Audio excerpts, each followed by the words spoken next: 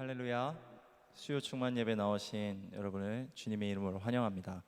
우리 시간에 첫 번째 곡은 조금 생소한 곡일 수 있는데요. 은혜로다 주의 은혜라는 찬양인데 가사가 정말 제가 개인적으로 굉장히 좋아하는 가사여서 우리 천천히 같이 불러봤으면 좋겠습니다. 함께 찬양하겠습니다.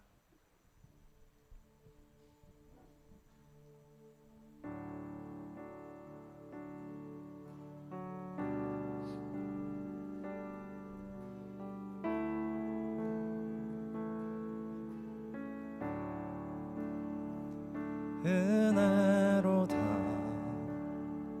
주의 은혜 날 살리신 주님의 큰 은혜라. 은혜로다 주의 은혜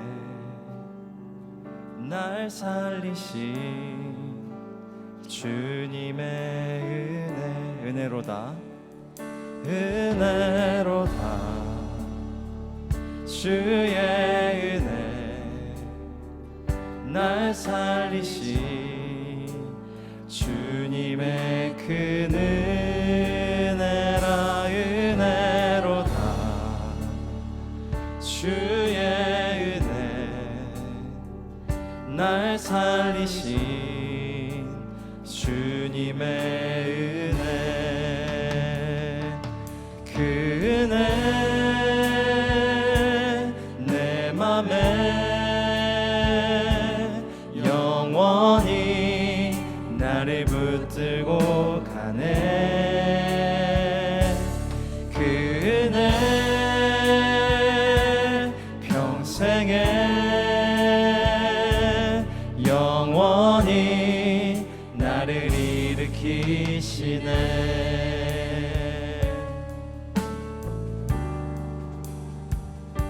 아멘. 우리 함께 2절로 함께 찬양하기 원합니다.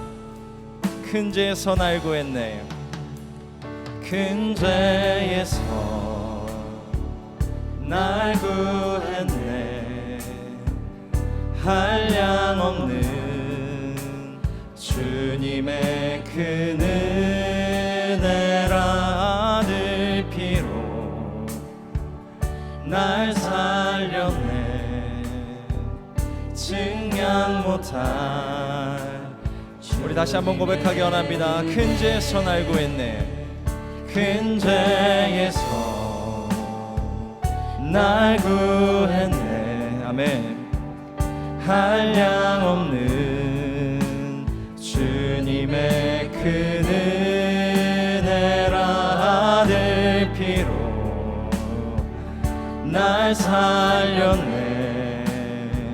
증량 못할 주님의 은혜. 그 은혜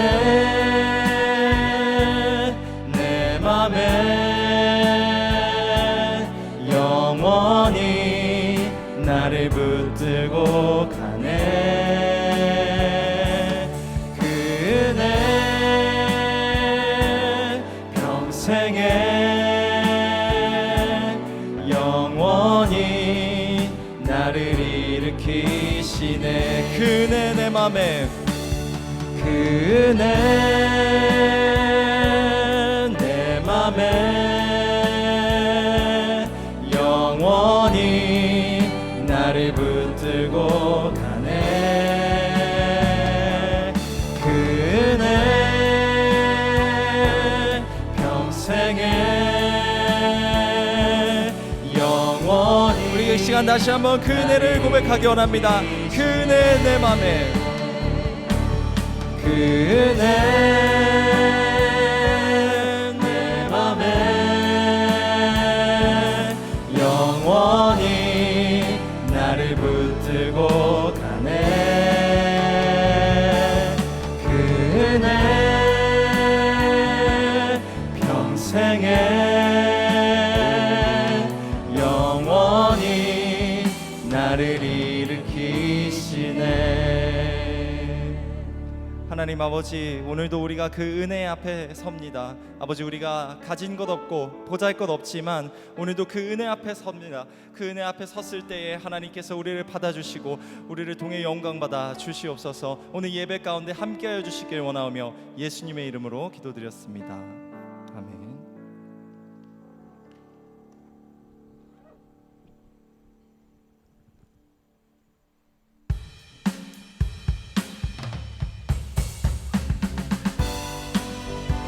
함께 박수 치시면서 우리의 갈 길을 보이시는 그 하나님의 이름을 함께 찬양하겠습니다.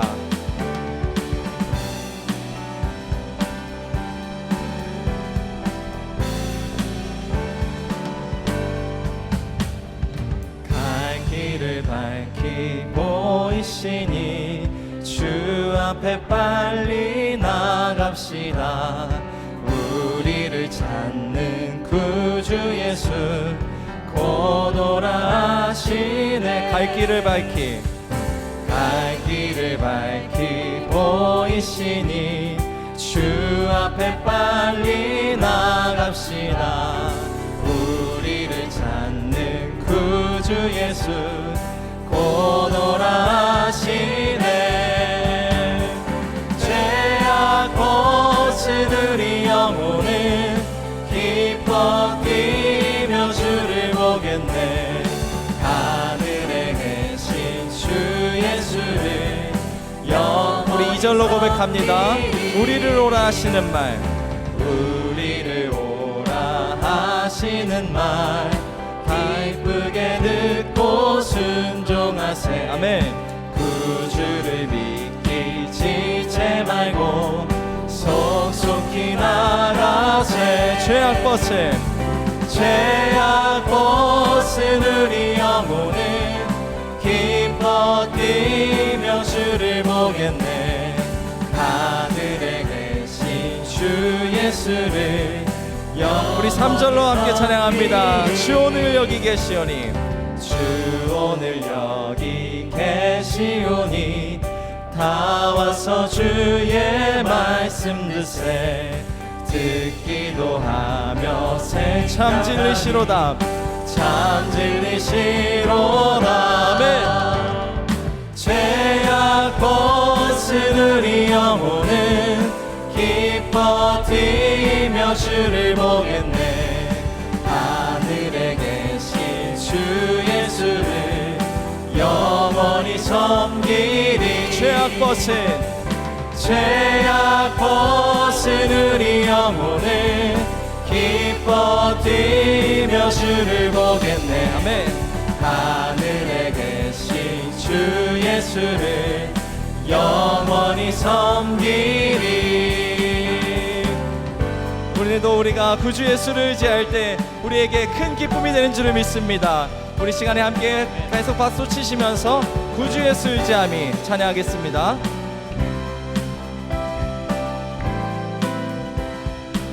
구주 예수 의지함이, 구주 예수 의지함이 심히 기쁜 일일세. 영생 허락 받았으니 의심하주 없도다. 예수 믿는 것은 받은 증거 많도다. 예수 귀한 예수 믿음 더욱 구주 예수 의지함이, 구주 예수 의지함이 심히 기쁜 일일세. 주를 믿는 나의 마음 그의 피에 적시네. 아멘. 예수 믿는 것은 받은 증거 많도다. 예수 귀한 예수 믿음 더. 우리 3절로 고백합니다. 구주 예수 의지하여 죄악 벗어버리네. 안위 받고 영생함을 주께 모두 얻었네. 예수 예수 예수 예수 믿는 것은 받은 증거 많도다. 예수 예수 귀한 예수. 우리 목소리로 4절 함께 찬양하기 원합니다. 그 주 예수 의지하여 그 주 예수 의지하여 구원함을 얻었네. 영원 무궁지나도록 주여 함께 하소서. 예수 예수 믿는 것은 받은 증거 많도다. 예수 예수 귀한 예수 믿음도. 예수 예수 믿는 것은 예수 예수 믿는 것은 받은 증거 많도다. 예수 예수 귀한 예수. 우리 마지막으로 한 번 더 주님에게 고백하기 원합니다. 예수 예수 예수 예수 믿는 것은 받은 증거 많도다. 예수 예수 귀한 예수 믿음 더욱 주소서. 아멘. 우리 하나님 아버지께 영광의 박수 올려드리시겠습니다. 할렐루야.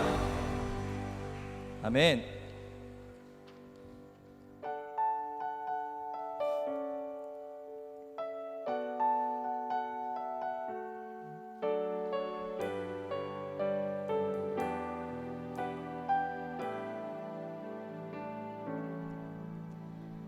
고단한 인생길 힘겨운 오늘도 예수 내 마음 아시네.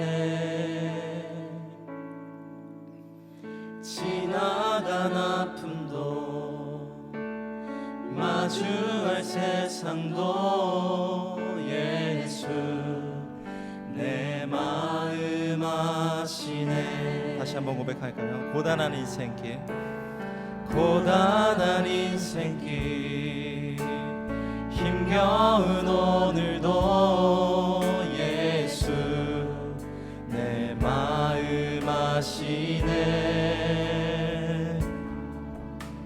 지나간 아픔도 마주할 세상도 예수 내 마음 아시네. 믿음의 눈 들어 믿음의 눈 들어 주를 보리.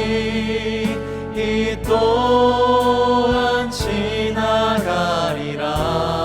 지나가리라. 주어진 내 삶의 시간 속에 주의 뜻 알게 하소서. 하루를 살아도 기쁨으로 가리. 하루를 살아도 기쁨으로 가리. 예수 늘 함께 하시네. 후회도 염려도 후회도 염려도 온전히 맡기리. 예수 늘 함께 하시네. 믿음의 눈 들어 믿음의 눈 들어 주를 보리. 이 또한 지나가리라. 주어진 내 삶의 시간 속에 주의 뜻 알게 하소서. 믿음의 눈 들어 주를 보기 원합니다. 믿음의 눈 들어 주를 보리. 이 또한 지나가리라. 주어진 내 삶의 시간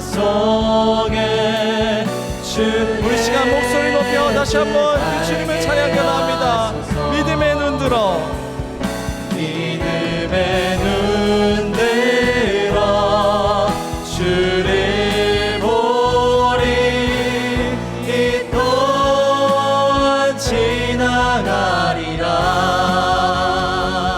주어진 내 삶의 시간 속에 주의 우리가 주님을 의지하며 다시 한번 고백하기 원합니다.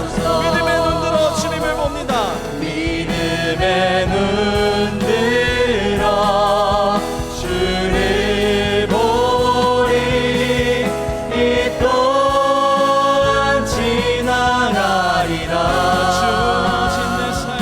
주어진 내 삶의 시간 속에 주의 뜻 알게 하소서. 우리 이 시간 함께 기도하겠습니다. 하나님, 믿음의 눈을 들어서 주님 바라보는 귀한 시간 되게 하여 주시사 우리를 향한 하나님의 뜻과 주님의 계획과 주님의 말씀이 무엇인지 깨닫는 귀한 은혜의 시간이 되게 하여 주시옵소서.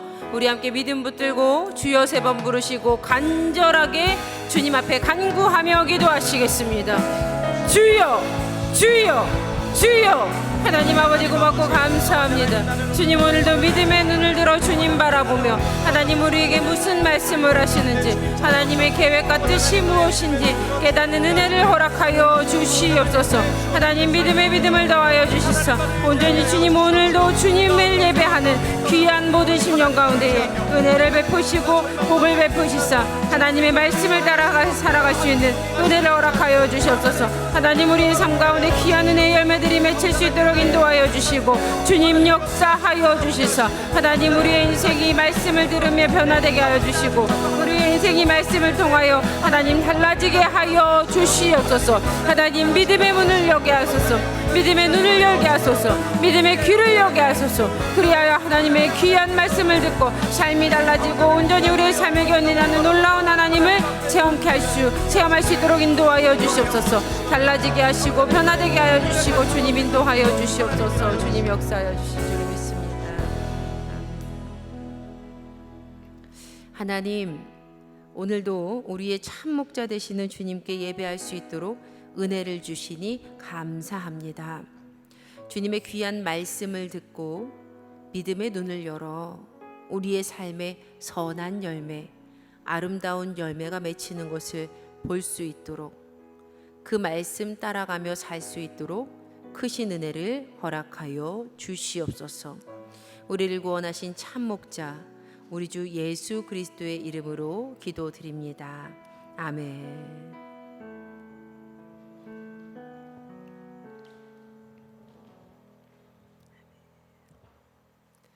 오늘 우리에게 주시는 하나님의 말씀 사무엘하 15장 1절부터 12절까지 말씀입니다.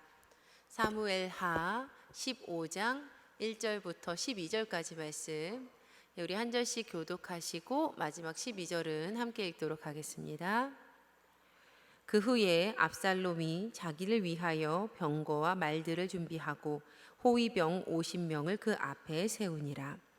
압살롬이 일찍 일어나 성문길 곁에 서서 어떤 사람이든지 송사가 있어 왕에게 재판을 청하러 올 때에 그 사람을 불러 이르되 너는 어느 성읍 사람이냐 하니 그 사람의 대답이 종은 이스라엘 아무 지파에 속하였나이다 하면 압살롬이 그에게 이르기를 보라, 내 일이 옳고 바르다마는 내 송사를 들을 사람을 왕께서 세우지 아니하셨다 하고, 또 압살롬이 이르기를 내가 이 땅에서 재판관이 되고 누구든지 송사나 재판할 일이 있어 내게로 오는 자에게 내가 정의 베풀기를 원하노라 하고, 사람이 가까이 와서 그에게 절하려 하면 압살롬이 손을 펴서 그 사람을 붙들고 그에게 입을 맞추니, 이스라엘 무리 중에 왕께 재판을 청하러 오는 자들마다 압살롬의 행함이 이와 같아서 이스라엘 사람의 마음을 압살롬이 훔치니라.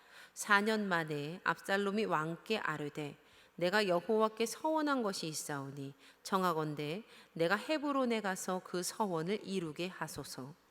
당신의 종이 아람 거슬에 있을 때에 서원하기를 만일 여호와께서 반드시 나를 예루살렘으로 돌아가게 하시면 내가 여호와를 섬기리이다 하였나이다. 왕이 그에게 이르되 평안히 가라 하니 그가 일어나 헤브론으로 가니라.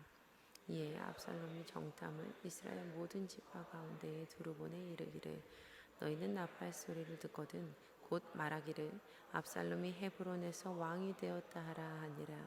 그때에 청함을 받은 200명이 압살롬과 함께 예루살렘에서부터 헤브론으로 내려갔으니 그들은 압살롬이 꾸민 그 모든 일을 알지 못하고 그저 따라가기만 한 사람들이라. 제사 드릴 때에 압살롬이 사람을 보내 다윗의 모사 길로 사람 아히도벨을 그의 성읍 길로에서 청하여 온지라. 반역하는 일이 커가매 압살롬에게로 돌아오는 백성이 많아지니라. 아멘. 이는 우리에게 주시는 하나님의 말씀입니다. 아멘. 네, 주님의 이름으로 우리 사랑하는 성도님들 한 분 한 분 축복합니다. 아멘.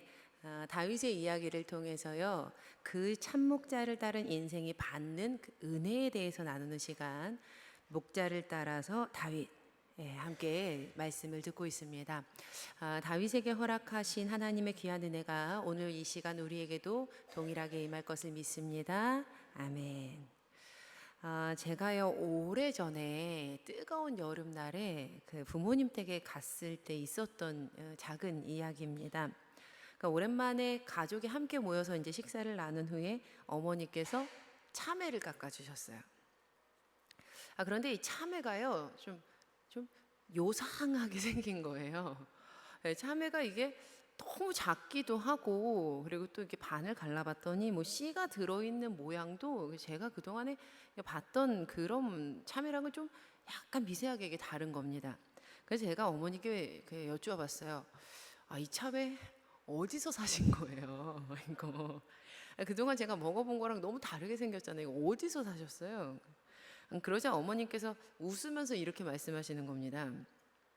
언제 그랬는지 모르겠는데 아마도 전에 한 번 먹었던 그 참외 씨가 집 뒤에 텃밭에 떨어진 것 같더라는 거예요.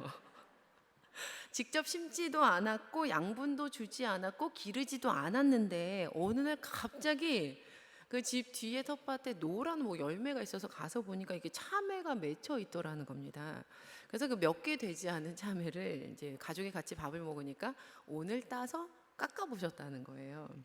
가족이 이제 함께 웃었던 그러한 작은 기억이 있습니다. 그때 제가요 굉장히 기본적인 진리를 다시금 깨달았어요. 씨앗이 심기면 자라는구나. 열매가 맺히는구나. 심겨진 것이 그대로 나와서 나 이거 심겼었지 라는 것을 보여주는구나. 물론 여러 가지 이유로 자라지 못하는 씨앗도 있겠지만요. 그러나 대체로 씨앗은 심기면 뿌리를 내리고 자라서 열매를 냅니다. 그리고 심긴 씨앗의 종자에 따른 열매가 맺혀요.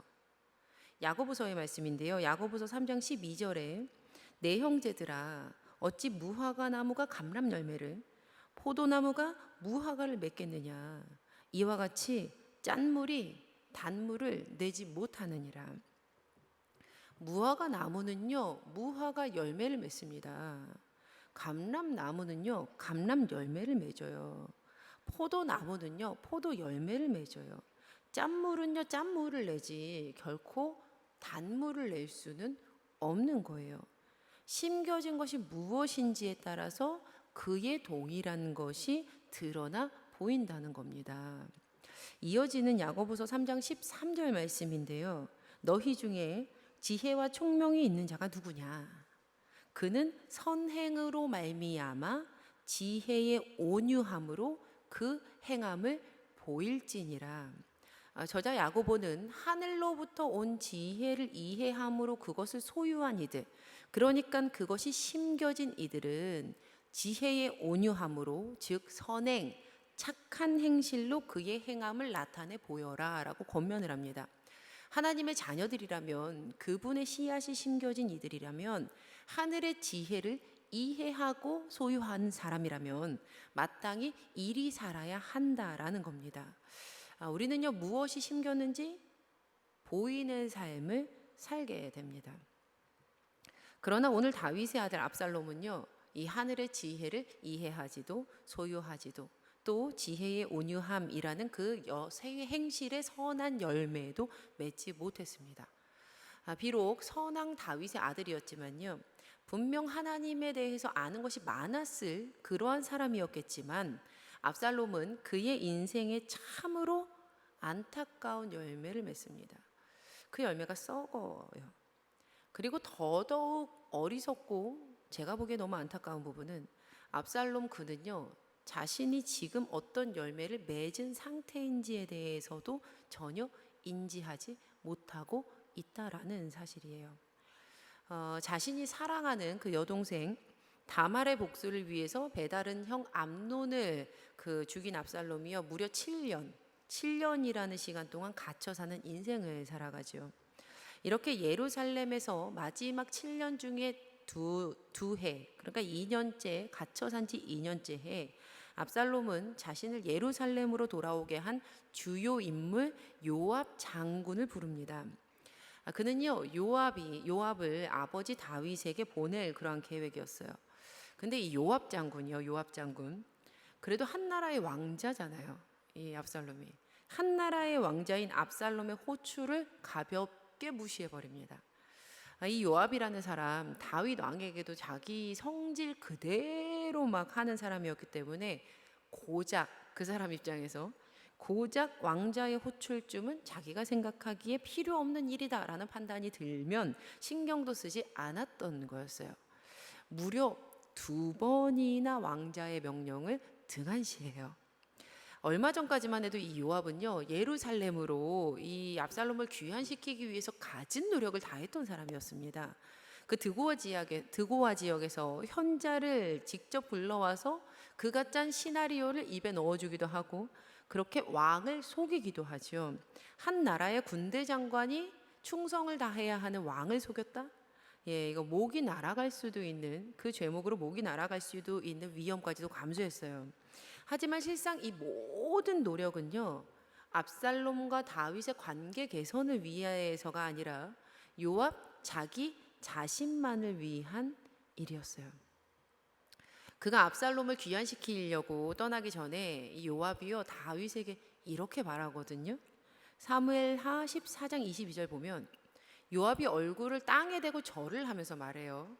하나님께서 임금님에게 복을 베푸시기를 빕니다. 높으신 임금님이 이 종의 간청을 이렇게 들어주시니, 이거 정말 간청이었습니까? 종의 간청을 들어주시니 이 종이 임금님의 총애를 입은 줄을 오늘에야 알았습니다. 이렇게 말을 해요.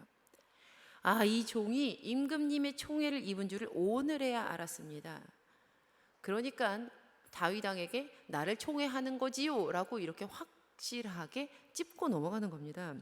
자신이 왕의 총애를 입고 있다고, 그걸 내가 이제야 알았다고 스스로 입으로 말하면서 확증을 하는 거예요. 그리고 그 길로 요압은 직접 그슬로 가서 압살롬을 데리고 예루살렘으로 오죠. 내 요압이요, 오로지 자기 자신의 자리, 왕의 총애를 입고 끝까지 자기의 그 자리를 지키기 위해서 압살롬을 이용했던 겁니다. 그러니 현재 이 압살롬이 다윗 왕에게 어떠한 처우를 받고 있든지 부자지간의 관계가 소원해졌거나 어그러졌거나 끊어졌거나 이거 상관이 없었던 거예요. 그는요, 압살롬의 행복에 관심을 가지지를 않습니다. 현재는 아무리 왕자여도 압살롬이 자신의 계획에 더 이상은 그렇게 쓸모가 없겠다라는 그런 쓸모없는 존재로 인식이 되었기 때문이에요. 참 이 사람도 보면 볼수록 이 사람 좀 악하죠. 마음 씀씀이가 그렇게 곱지가 않아요. 현재 요압 또한 이 압살롬처럼 자신의 인생에 썩을 것들을 뿌리고 있었던 겁니다. 그리고 이 사람도 장차 자신의 인생에 어떠한 열매가 맺히고 있는지 인식하지 못했어요. 나중에 이 사람 이야기 나옵니다. 잘 기억하세요. 물론 요압 장군도요, 이처럼 대단한 성질을 가진 사람이었지만 그에 비견할 만큼 압살롬도 만만치는 않았습니다. 이제 압살롬이요, 자신의 종들을 불러서 이렇게 명령을 해요. 사무엘하 14장 30절에 압살롬이 자기의 종들에게 이르되 보라, 요압의 밭이 내 밭 근처에 있고 거기 보리가 있으니 가서 불을 지르라 하니라. 압살롬의 종들이 그 밭에 불을 질렀더니 요압이 보리 농사를 지어서 이렇게 잘 자라고 있는 그 밭에다가 불 질러버려 이렇게 얘기한 거예요. 그 길로 압살롬의 종들이요. 이 압살롬 종들도 똑같은 것 같아요. 초록은 동색인가 봐요. 아무런 말도 않고요. 냅다 요압의 보리밭에 불을 질러버립니다. 아, 네, 정말 교묘하고 얕고 악독한 이 두 사람이요 같이 붙었어요. 같이 붙었어요. 그렇게 불러도 오지 않았던 요압이요, 보리밭이 불타서 큰 손해를 입으니까 단걸음에 압살롬의 집으로 찾아와서 도대체 왜 내 밭에 불을 질렀느냐라고 막 흥분해서 따지기 시작을 합니다. 하지만 압살롬이 여유롭게 말하지요. 내가 전에 좀 와달라고 하지 않았소? 이렇게 얘기를 해요. 나는 장군을 임금님께 보내어서 나를 왜 구술해서 여기로 돌아오게 했는지 여쭈어보고 싶었어. 이렇게 살 바에야 차라리 그곳에서 그대로 있는 것이 더 좋을 것 같소. 만일 내가 죄가 있으면 임금님께 차라리 날 죽여달라라고 말씀을 전해주시오. 요압은 다윗 왕에게 이 모든 일들을 다 아뢰입니다. 그리고 결국 다윗은 압살롬을 부르지요. 2년 만에 부자가 상봉하게 되었습니다. 요압이 왕께 나아가서 그에게 아뢰매 왕이 압살롬을 부르니 그가 왕께 나아가 그 앞에 얼굴을 땅에 대어 그에게 절하매 왕이 압살롬과 입을 맞추니라. 왕이 압살롬과 함께 입을 맞췄어요. 그렇게 아버지와 아들의 얽힌 관계가요 모두 다 풀어진 것처럼 그렇게 보였습니다. 하지만 이제부터가 본 게임의 시작이었어요. 이제부터가 본 게임의 시작. 이제 아버지의 얼굴을 본 압살롬이 예루살렘에 어디든 갈 수 있는 자유의 몸이 되었습니다. 자유를 얻자 압살롬이 처음으로 한 일이 무엇이었는지 아세요? 압살롬이 처음 한 일이 바로 이것이었습니다. 15장 1절 말씀에 그 후에 압살롬이 자기를 위하여 병거와 말들을 준비하고 호위병 50명을 그 앞에 세우니라.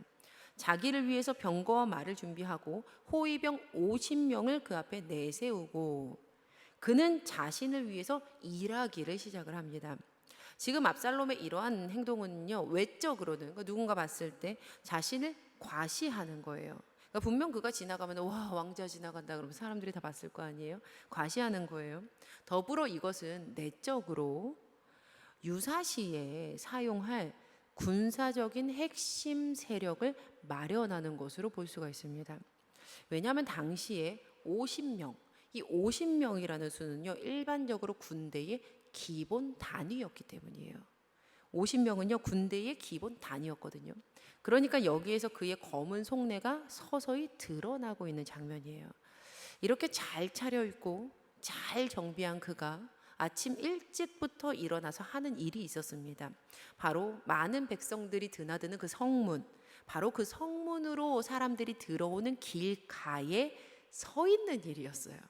잘 차려입고 그 성문 앞에서 계속 서 있는 거예요. 이거 참 왕자가 뭐 이거 할 일도 없죠. 그런데 이 모든 행동은 압살롬의 계획 가운데 있었습니다. 압살롬이 아침 일찍마다 일어나서 성문으로 들어오는 길가에 서 있다가 혹시라도 소송할 일이 있어서 판결을 받으려고 왕을 찾아오는 사람을 만나면 압살롬이 그를 불러서 어느 성읍에서 오셨는가 묻기 시작하는 거예요. 그 사람이 자기의 소속 지파를 밝히며 압살롬이 그에게 이렇게 늘 대답을 합니다. 아, 듣고 보니 다 옳고 정당한 말이지만 그 사람 편을 드는 거예요. 다 옳고 정당한 말이지만 그 사정을 대신 왕에게 말해줄 사람이 없소 이렇게 얘기를 해요. 압살롬은 늘 이런 식으로 말했습니다. 아, 당신이 맞지만 왕에게 전달할 사람이 없는데 이렇게요. 왕은 당신의 문제를 해결해 줄 수 없다라는 왕에 대한 부정적인 인식을 백성들에게 심어준 겁니다. 이렇게 서서히 왕과 백성들의 사이를 갈라놓은 거예요. 덧붙여 압살롬은 이런 말도 합니다. 누가 나를 혹시라도 나를 이 나라의 재판관으로 세워주기만 한다면 누구든지 이 소송의 문제가 있을 때 나를 찾아와서 판결을 받을 수가 있을 것이고 또 나는 그에게 공정한 판결을 내려줄 것이요. 이렇게 얘기하는 거예요. 그 듣는 사람에게 말을 하는 겁니다. 당신이 다 옳지. 그리고 혼잣말처럼 나는 그 사람에게 공정한 판결을 내려줄 텐데 내가 너 편이야 라는 거죠. 그런데 여기서 그치지 않아요. 만일 누가 압살롬을 찾아와가지고 왕자님 하고서는 절을 하려고 하면 압살롬이 손을 내밀어서 그를 일으켜 세우고 그의 뺨에 입을 맞췄습니다. 여러분 상상해 보세요. 이 압살롬 어떻게 생겼는지 아시죠? 한 나라의 왕자가, 그것도 일반인보다 머리 하나가 더 큰 키를 가지고 있는 그 사람, 훤칠하고 잘생겨서 성경에서 정수리부터 발바닥까지 흠이 하나도 없는 그 훈훈한 사람이요, 직접 내 앞에서 무릎을 꿇고 바닥에 엎드려서 절을 하는 나를 일으켜 세우고 나의 뺨에 입을 맞춤으로 너 내 형제야, 나 네 편이야, 너는 내 앞에서 언제나 이렇게 일어날 수 있는 동등한 사람이야, 우리 이런 관계야 라는 사인을 준 거예요. 이거 겪는 사람에게는 전후사정 다 모르고 그 사람 마음도 모르고 아무것도 모르면서 그냥 이 일만 겪는 사람에게는 이거 얼마나 대단한 일일까요? 이거 얼마나 어깨가 치켜 올라가겠어요. 오늘 우리도요, 높은 자리에 있는 어떤 이가 좀 연약한 이들을 위해서 헌신한 그 미담들, 그 숨겨진 미담들이 밝혀졌을 때 우리도 그 사람에 대한 호감도가 얼마나 많이 상승합니까? 분명 백성들은요, 압살롬에 대한 이 호감도가요 수직 상승했을 거예요. 성경도요 이 말이 맞다고 증언합니다. 사무엘하 15장 6절 말씀에 이스라엘 무리 중에 왕께 재판을 청하러 오는 자들마다 압살롬의 행함이 이와 같아서 늘 똑같이 했다는 거예요. 이스라엘 사람의 마음을 압살롬이 훔치니라. 여기서 훔친다라는 것은요, 몰래 가져가다, 속이다, 도둑질하다라는 그러한 의미예요. 그러니까 몰래 가져가는 거예요. 자, 여러분, 우리는 무언가를 몰래 가져가고 도둑질하고 속이고 그냥 가져가는 것, 이거를 언제 사용합니까? 네, 내 것이 아닌데 남의 건데 가지고 왔을 때 그 말을 써요. 지금 압살롬이 이렇게 행동해서 사람들의 마음을 훔쳤다라고 성경이 말하는 것은, 압살롬은 분명 자신의 것이 아닌데, 그 백성들의 마음이 자신의 것이 아닌데 그것이 마치 자신의 것인 양 몰래 가지고 왔다라는 겁니다. 백성들의 마음은요, 다윗 왕에게로 향해야 했어요. 다윗에게 향하는 것이 그것이 옳은 길이에요. 그러나 압살롬은요, 이것을요 중간에서 도둑질을 해버립니다. 자신의 것이 아닌데. 압살롬은 은밀하고 교묘한 술책으로 예루살렘 사람들을 자기 편으로 끌어들이기 시작을 합니다. 상대의 귀에 듣기에 달콤한 말로 백성들과 왕 사이의 틈을 서서히 내고 그들을 자신의 편으로 계속해서 만드는 거예요. 무려 이 일을 4년 동안이나 합니다. 4년. 사무엘하 15장 17절 말씀에 4년 만에 압살롬이 왕께 아뢰되 이 일을 계속했던 거예요. 이렇게 4년의 시간이 또 흐르게 됐습니다. 저는요, 이 성경을 볼 때마다 압살롬이 굉장히 인내력이 강한 사람이구나라고 인정을 할 수밖에 없더라고요. 당장이라도 그 생명을 거두어버리고 싶은 그 암논을 참은 지가 2년, 도망가서 산 해가 3년, 그 뭐 도망가서 얼마나 편하게 살았겠어요. 3년 참죠. 예루살렘 가택연금 2년, 그리고 그의 인생에서 굉장히 큰 계획이었던 나라를 훔칠 준비 4년, 무려 11년 동안이나 그가 악한 마음을 숨긴 거예요. 들키지를 않는 거예요. 대단한 사람이죠. 이렇게 강한 인내심을 하나님을 위해서 믿음으로 사는데 사용했으면 얼마나 좋았을까. 그리고 분명 11년이라는 시간은요, 짧은 시간 아닙니다. 긴 시간이에요. 이 시간 동안 분명 돌이킬 수 있었을 텐데, 더 나은 방법으로 그의 마음의 한을 풀 수 있었을 텐데 왜 그는 계속해서 이 일을 그치지 않았던 걸까?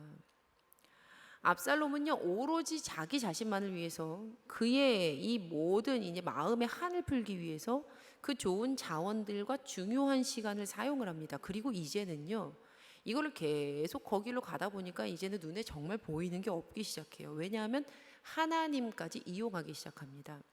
압살롬이 사울 왕처럼, 이 사울처럼 넘지 말아야 하는 선을 넘기 시작을 한 거예요. 4년의 시간이 흐른 후에 압살롬은 다윗 왕 앞으로 나아가서 이런 말을 합니다. 4년 만에 압살롬이 왕께 아뢰되 내가 여호와께 서원한 것이 있사오니 청하건대 내가 헤브론에 가서 그 서원을 이루게 하소서, 이렇게 얘기합니다. 참 이 압살롬의 교활한 부분이에요. 그는 자신의 아버지가요 어떤 단어에 반응을 하는지를 정확하게 알고 있었던 거예요. 그 아버지 파악을 한 거죠. 그는 아버지 다윗이 하나님이라는 말만 들으면 진심으로 반응하는 사람이다라는 것을 잘 알고 있었습니다.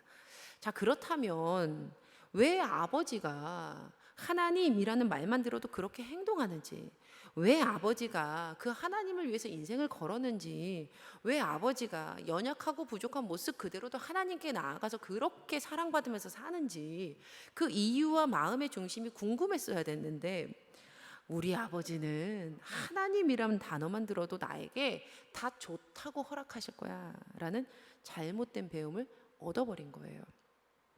그리고 압살롬은요 굉장히 디테일하게 이 반란, 이 거짓말을 준비합니다. 거짓말 그냥 하지 않아요. 자, 보세요. 그가 어떻게 얘기합니까? 사무엘하 15장 8절에 이 종이 시리아의 그술에 머물 때에, 도망갔을 때 주님께서 저를 다시 예루살렘으로 보내주시기만 하시면 제가 헤브론으로 가서 주님께 예배를 드리겠다고 서원을 했습니다. 이렇게 얘기하는 거예요. 자신이 헤브론으로 가야 하는 이유를 굉장히 구체적으로, 그리고 너무나 명확하게, 또 신앙이 깊은 것처럼 나 하나님 만나서 기도했어요, 이거 간증이에요 라는 것처럼 시나리오를 짜서 말을 합니다. 당연히 다윗은요 믿음을 가지고 하나님께 기도한 이 아들이 얼마나 기특하겠어요. 야, 네가 간증이 있구나. 그러니까 그 서원을 지키도록 허락을 합니다. 또 평안히 다녀와라 라고 축복을 해요. 자, 성도님들, 사무엘하 13장에서 압살롬이 바알 하솔에서 양털을 깎던 날, 그러니까 그 암논을 잃었던 날, 그의 간청과 다윗이 그를 보내면서 했던 그 축복, 그때 형식과 비슷하지 않습니까? 압살롬이 헤브론에서 예배를 드리겠다라는 그 간청과 그를 보내는 다윗의 축복. 그런데 왜 도대체 매번 다윗의 축복은 축복으로 끝나지 않는 걸까? 다시금 이 축복도요 어둠의 방아쇠를 당기며 고통의 시작을 알리게 되었습니다. 압살롬은요 먼저 모든 12개의 지파의 첩자들을 보내요. 그리고 그 첩자들을요 철저하게 준비시킵니다. 이 사람 정말 대단해요. 그리고 이렇게 그들에게 명령을 해요.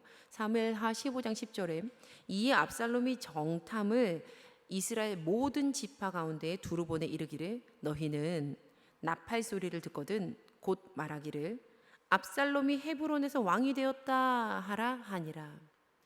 나팔 소리가 나면 압살롬이 헤브론에서 왕이 되었다라고 외쳐라라는 명령이었습니다. 압살롬이 반역의 시작 장소를 헤브론으로 선택한 데에는 이유가 있었어요. 헤브론, 어디서 많이 들어보셨죠? 헤브론. 거기서 누가 왕이 됩니까? 네, 아버지 다윗이 거기서 왕이 돼요. 처음 7년 6개월 동안 헤브론에서 유다 지파를 다스리죠. 그것은 바로 아버지 다윗이 왕으로 처음 세워진 장소였기 때문이었습니다. 아버지의 왕권을 찬탈하기 위해서 아버지가 처음 왕으로 세워진 그 장소를 선택을 했던 겁니다. 참 잔인한 선택이에요.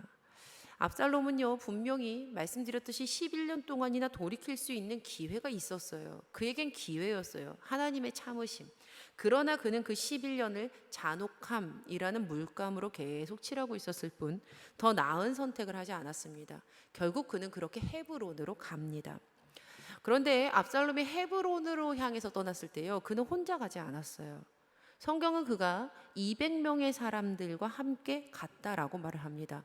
200명 사람을 끌고 가요. 그런데 이 사람들 정말 안타까운 인생입니다. 압살롬 따라가서요 진짜 안타까운 인생이 돼요. 사무엘하 15장 11절 말씀 보세요. 그때에 청함을 받은 200명이 압살롬과 함께 예루살렘에서부터 헤브론으로 내려갔으니 그들은 압살롬이 꾸민 그 모든 일을 알지 못하고 그저 따라가기만 한 사람들이라. 그들은 압살롬이 꾸민 이 모든 일들을 알지 못하고 그저 따라가기만 한 사람들이더라. 이 사람들은요, 그 모든 일들을 알지 못하고 그저 따라가기만 한 사람들이었기 때문입니다. 200명의 모든 사람은요, 그저 압살롬의 초대에 응했을 뿐이었어요. 무지해요. 그냥 따라가기만 한 거예요. 아무것도 몰라요.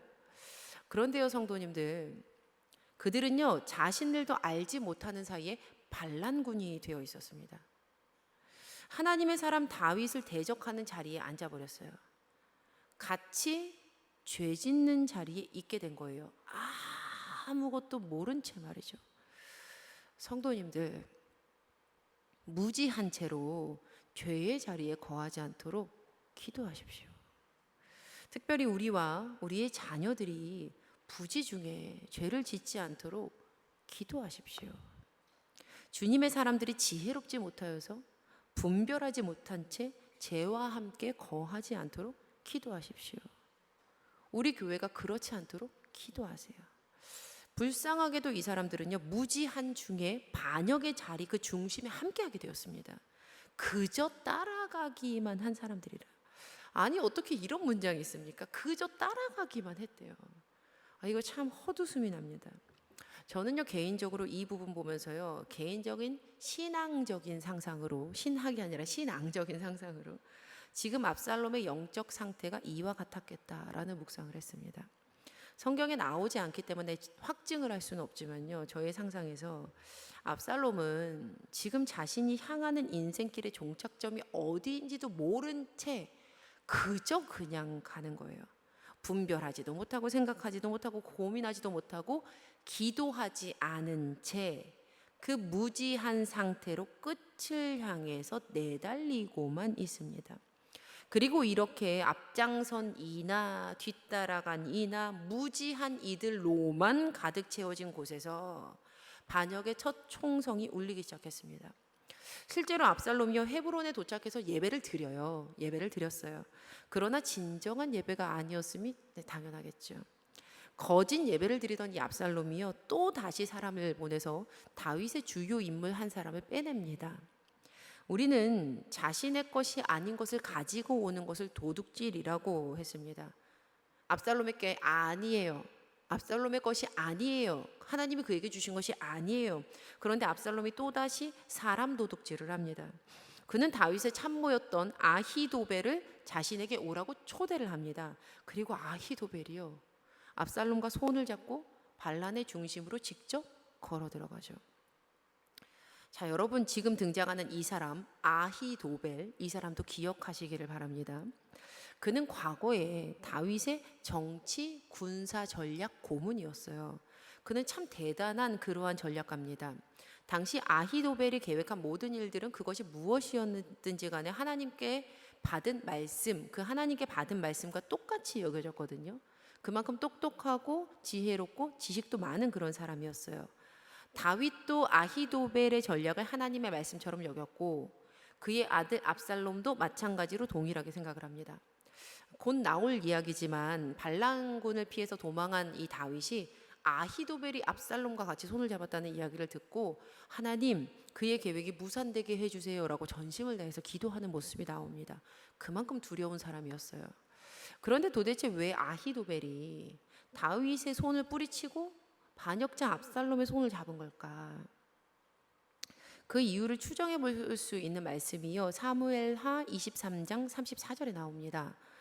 사무엘하 23장은 다윗의 용사들의 목록이거든요. 길롯 사람 아히도벨의 아들 엘리암과, 이것만 보시면 잘 모르시겠죠. 그래서 사무엘하 11장 3절 말씀을 함께 읽어보시겠습니다. 시작. 다윗이 사람을 보내 그 여인을 알아보게 하였더니 그가 아뢰되 그는 엘리암의 딸이요 햇사람 우리야의 아내 밧세바가 아니니까 하니. 사무엘하 23장 다시 보여주시겠어요? 아히도벨이 아들이 있어요. 누굽니까? 엘리암 넘겨주세요. 11장. 엘리암의 딸 밧세바. 네, 밧세바는요 엘리암의 딸, 엘리암은 아히도벨의 아들. 자, 그렇다면 밧세바는 누굽니까? 아히도벨의 손녀. 제가 16번째 시간에 잠시 말씀드렸던 내용이에요. 다윗이 아히도벨의 손녀 밧세바에게 험악한 일을 했던 겁니다. 그리고 요압과 함께 그의 손녀의 남편이었던 우리아가 전쟁터에서 죽도록 모략을 세웠던 거죠. 아히도벨의 마음속에도 성경에 기록되어 있지 않지만 무언가가 자라나고 있었던 거예요. 그러니 그 사람의 마음 결과 같은 사람이 손을 내밀었을 때 덥석 그 손을 잡게 되었던 것이 아닐까. 여러 번 반복되고 있는 이야기인데요. 이 반란의 뿌리는 다윗이 지은 죄에 있었습니다. 바로 밧세바와의 사건이었어요. 과거 다윗은 밧세바와의 일을 감추기 위해서 그녀의 남편 충직한 우리아를 죽이기까지 했죠. 무고한 이들의 눈물과 피를 흘렸어요. 물론 죄를 깨달은 다윗이 하나님 앞에 회개했고 주님이 그를 용서했으나 이미 이 사건을 통해서 뿌려진 해결되어야 되는 이 현실적인 많은 문제들이 또 죄를 같이 그 안에서 죄의 열매를 맺었고 이 일과 관계된 이들의 삶에 그 열매가 썩어가고 있었습니다. 이제 결국 압살롬이요 헤브론에서 반역을 일으킵니다. 그리고 이제 그는 다윗을 향한 증오심을 품고 있는 천군만마와도 같은 아히도벨까지 얻었습니다. 그리고 이 소식이 다윗에게 들어갑니다. 사무엘하 15장 13절에서 14절. 전령이 다윗에게 와서 말하되 이스라엘의 인심이 다 압살롬에게로 돌아갔나이다 한지라. 다윗이 예루살렘에 함께 있는 그의 모든 신하들에게 이르되 일어나 도망하자. 그렇지 아니하면 우리 중 한 사람도 압살롬에게서 피하지 못하리라. 빨리 가자. 두렵건대 그가 우리를 급히 따라와 우리를 해하고 칼날로 성읍을 칠까 하노라. 이렇게 다윗은요 예루살렘을 떠나 다시금 도망자의 자리에 앉게 됩니다. 다윗의 인생의 다음 스텝은 그리고 또 인생의 의미 있는 무엇일까요? 우리 다음 주에 계속 이어서 들어보시겠습니다. 성도님들, 오늘 압살롬은요 헤브론에서 그가 승리한 것이라고 착각했을지도 모릅니다. 그의 한이 풀어졌다고 생각했을지 몰라요. 그러나 앞으로 우리는요 분명 보게 될 겁니다. 실상은 그가 얼마나 무지했는지 말입니다. 진실은 그가 썩은 열매를 맺을 그 씨앗을 자신의 인생에 계속해서 뿌리고 있었다라는 점입니다. 과거에 다윗이 그렇게 했던 것처럼 말이에요. 그러나 다윗은 자신이 지은 죄를 하나님 앞으로 가지고 나아가 기도했던 사람입니다. 그런데 압살롬은요 오늘 성경 어디에서도요 하나님께 기도하질 않아요. 압살롬 하나님께 기도하는 장면이 나오지를 않아요. 압살롬 성경 어디에도 기도하지 않습니다. 헤브론에서 예배는 그저 형식적인 예배였을 뿐이고 진짜 예배가 아니었죠. 그의 모든 계획은 자신의 죄와 그로 인한 상처와 유한한 머리에서 우둔하면서 나온 것뿐이었습니다.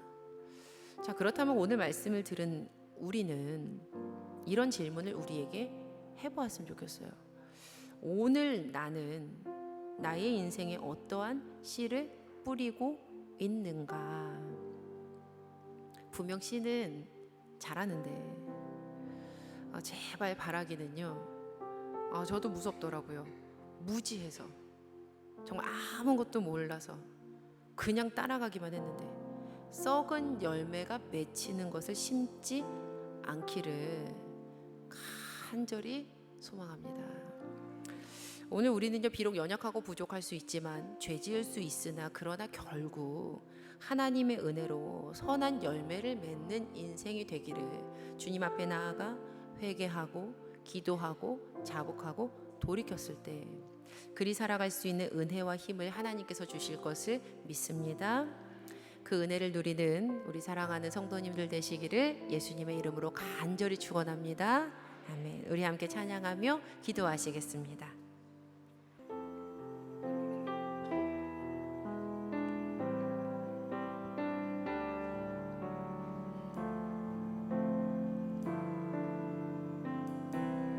그는 나의 주 아버지 그는 나의 주 아버지 내 영혼을 불밭에 누이시고 새와 나무의 노래로 내 맘을 위로하여 주시네. 양들이 주인 찾듯이 오직 한 분 목자인 내 주님을 내가 찾고 또 따르니 주 곁에 나를 메어 주소서. 주는 내 피난처 내 요새 되시니 내 피할 곳은 주뿐이네.